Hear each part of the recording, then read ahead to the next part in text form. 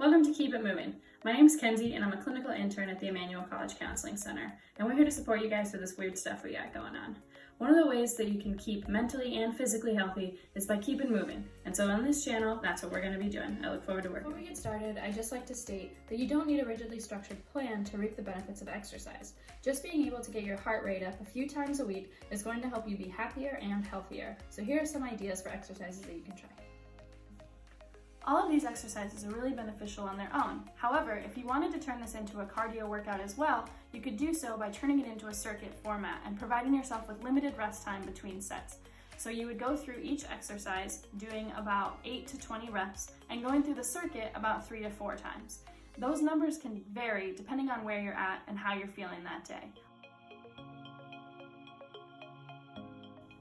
Alright, so we're going to start with a squat. It's one of the best exercises because it can be adapted in a variety of ways to make it what you need it to be. But we're going to start with the basics for today. So what you want to do is you want to act like you're about to sit down in a chair. Drive your weight through your heels to make sure that your knees are staying back behind your toes.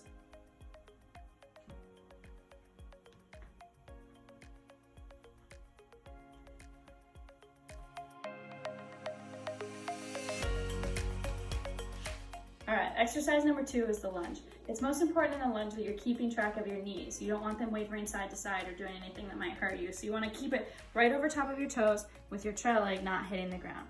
And push back.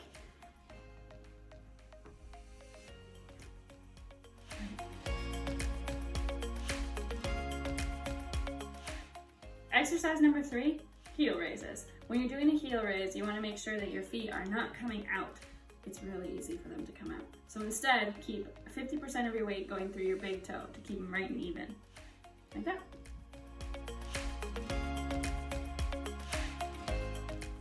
Exercise number 4 is the push-up. A push-up can be modified in a variety of ways to make it easier or harder based on what you need. We're going to start out with a wall push-up. So you want to extend your arms, reach the wall, bring your face nice and close, and then push out. If you need a little bit more challenging than that, you can start with an elevated surface. Here we go. Just close to a regular push-up, going to the surface, and pushing up. A little bit more challenging is push-ups from the knees.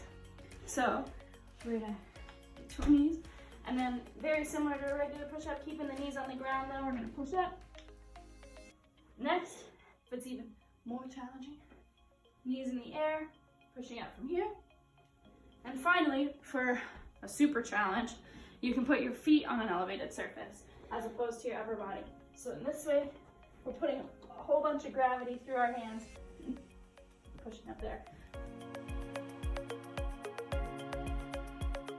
The 5th and final exercise is a side plank. You're gonna wanna start with your elbow underneath of your shoulder, your hand pointing out in front of you. Make sure your hips are sticking out in front of you as well, and your knees are at a 90-degree angle with your feet pointing behind you.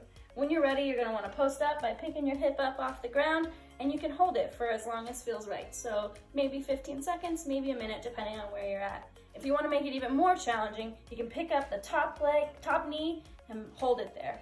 That'll make it a little bit more difficult for those of you who are ready.